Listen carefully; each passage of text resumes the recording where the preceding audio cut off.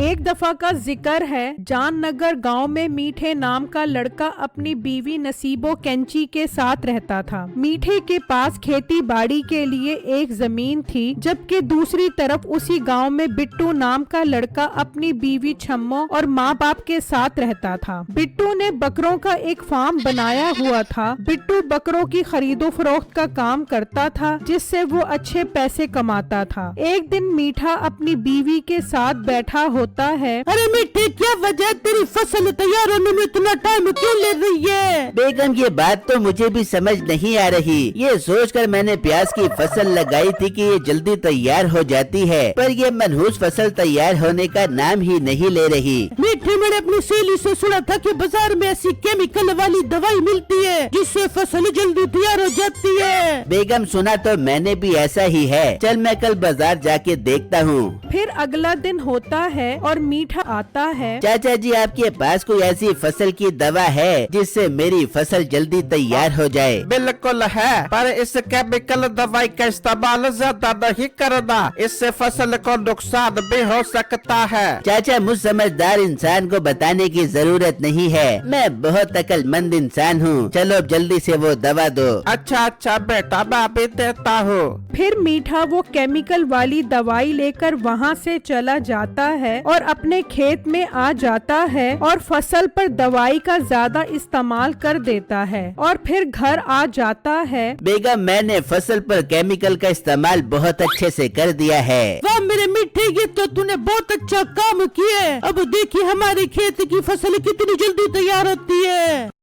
फिर अगला दिन होता है। नसीबो और मीठा खुशी खुशी खेत पर आते हैं, लेकिन खेत देखकर वो सकते में आ जाते हैं। खेत केमिकल वाली दवाई से बिल्कुल तबाह हो चुका होता है। मोटी नाक वाली औरत, तूने तो बोला था केमिकल वाली दवा से फसल तैयार हो जाएगी, पर ये तो सारी फसल तबाह हो गई। मीठे, मेरी सहेली ने तो ये बोला था कि फसल जल्दी तैयार हो जाएगी। मीठे, जरूर तू 2 नंबर दवा खरीद के आया हो।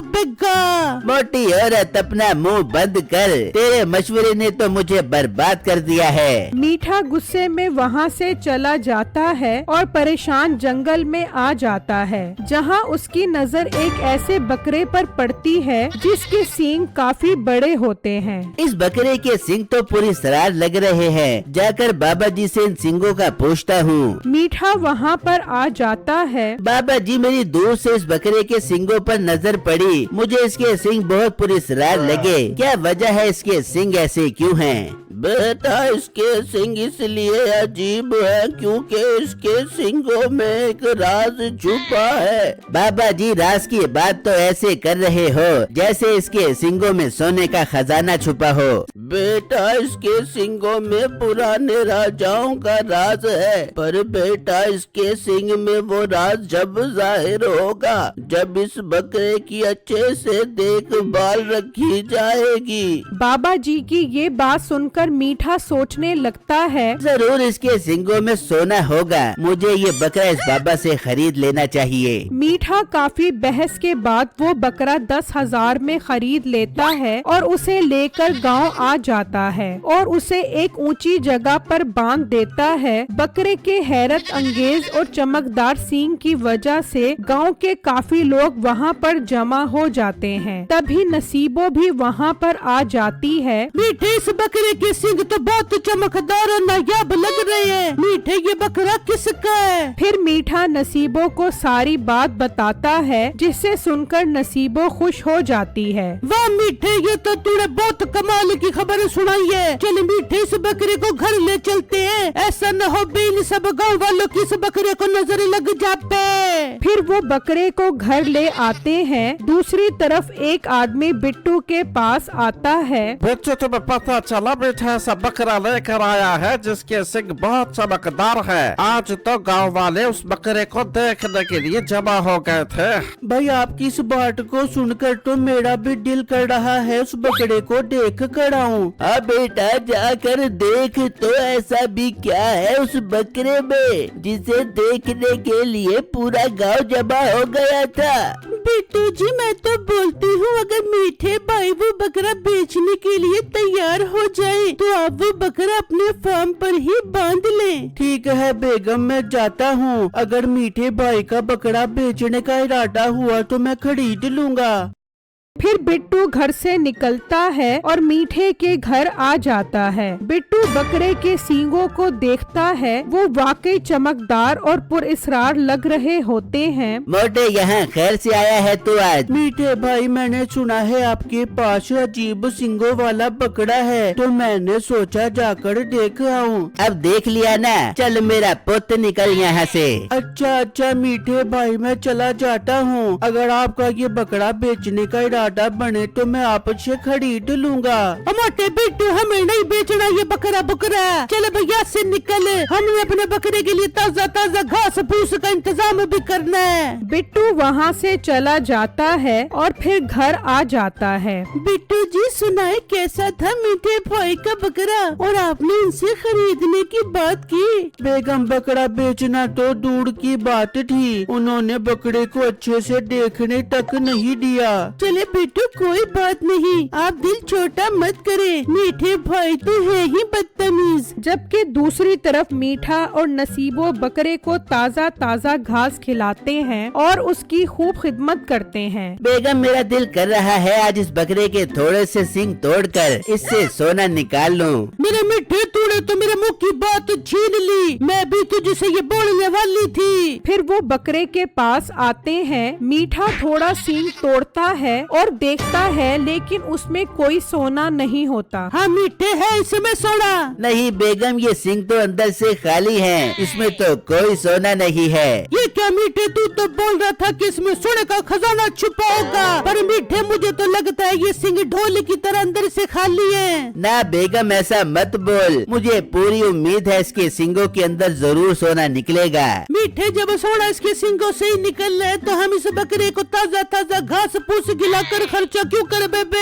फिर वो उस बकरे को बासी घास खिलाते हैं, उसके सींगों का वो अच्छे से ख्याल रखते हैं। इस तरह कुछ दिन गुजर जाते हैं। अब बकरा कमजोरी की वजह से सूख जाता है। मीठे इस बकरे की जिस तरह की हालत हो गई है मुझे नहीं लगता कि ये ज्यादा दिन जिंदा रह पाएगा। मीठे तोड़ दे इसके सींग और आज ही इसके सींगों से सारा सोना निकाल लेते हैं। हाँ बेगम तू ठीक बोल रही है, तोड़ देते हैं इसके सींग और सोने का खजाना निकाल कर माला माल हो जाते हैं। फिर वो सींग तोड़ते हैं पर अंदर से कुछ नहीं निकलता, जिसे देखकर वो परेशान हो जाते हैं। आए बेगम हम लुट गए, हम बर्बाद हो गए, ये तो खाली है। उस बाबा के बच्चे ने मुझे धोखे से बकरा बेचा है। मीठे तू तो इस बाबा के हाथों बेवकूफ बढ़ गया। मीठे इससे पहले कि ये बकरा मर जाए मोटे बिट्टू को बेचकर अपना नुकसान पूरा कर ले। हाँ बेगम मैं जाता हूँ बिट्टू के पास और उसे बातों में पटाकर बेचता हूँ अपना ये मनहूस बकरा। फिर मीठा वो बकरा लेकर बिट्टू के फार्म पर आ जाता है। ये क्या मीठे भाई, आपने इस बकरे का क्या हाल कर दिया है, ये तो सूख कर कांटा हो गया है। बिट्टू जब ही तो मैं ये बकरा लेकर तुम्हारे पास आया हूँ, हमें बकरे का ख्याल रखना नहीं आता। बिट्टू मुझसे ये बकरा खरीद लो, तुम ही इसका अच्छे से ख्याल रख सकते हो। बिट्टू को बकरे की ये हालत देखकर बहुत तरस आता है और वो मीठे से वो बकरा खरीद लेता है। मीठा पैसे लेकर खुशी खुशी वहाँ से चला जाता है और बिट्टू वो बकरा लेकर घर आ जाता है और अपनी बीवी छम्मो को सारी बात बताता है। छम्मो को भी उस बकरे पर बहुत तरस आता है। बिट्टू जी मीठे भाई ने इस बेज़ुबान बकरे का क्या हाल कर दिया है, पर बिट्टू हम इसका बहुत अच्छे से ख्याल रखेंगे। फिर छम्मो और बिट्टू बकरे का अच्छे से ख्याल रखते हैं, जबकि दूसरी तरफ मीठा नसीबों को कहता है, बेगम बिट्टू मोटा तो बहुत बेवकूफ निकला जो उसने वो हड्डियों का ढांचे वाला बकरा खरीद लिया। हाँ मीठे मोटे लोग होते ही बेवकूफ हैं। वो दोनों बिट्टू की बेवकूफी का मजाक उड़ा रहे होते हैं, जबकि छम्मो और बिट्टू बकरे की अच्छे से खिदमत करते हैं। इस तरह कई दिन गुजर जाते हैं। बकरा अब सेहतमंद हो चुका होता है और उसके सींग भी दोबारा से आ गए होते हैं। बेगम ये बकरा अब एकदम सेहतमंद और चाको चौबंद हो गया है। मैं भी इसे अपने फार्म पर बांध देता हूँ ताकि ये और बकरों के साथ तो खुश रहे।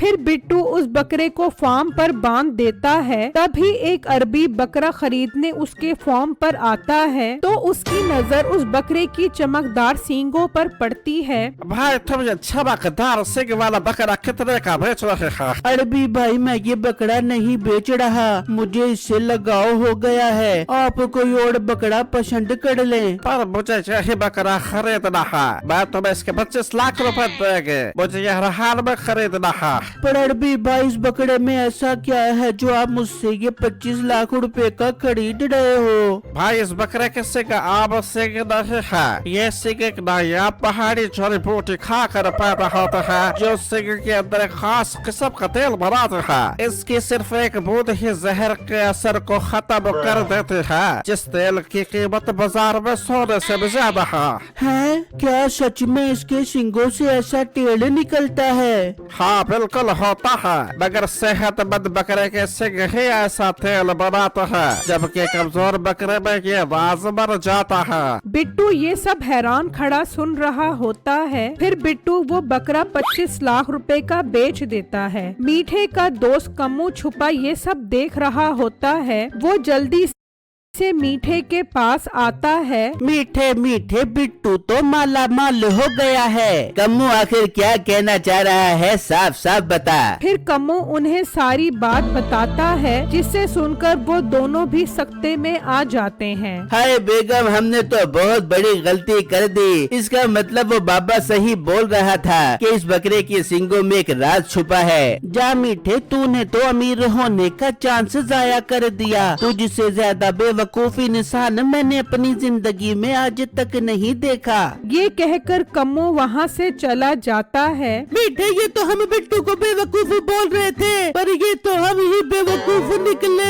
ओ मनहूस औरत, ये सब तेरी वजह से हुआ है। पहले तूने फसल तबाह करवाई और उसके बाद तूने ही बिट्टू को बकरा बेचने का बोला। मीठे, मुझे पर इल्जाम मत लगा पियो। तू है ही एक नंबर का लालची इंसान। इससे पहले कि हम भूखे मर जा, बेपड़े खेत तो काम शुरू करते हैं। फिर वो दोनों औकात से खेतों पर काम करने लग जाते हैं।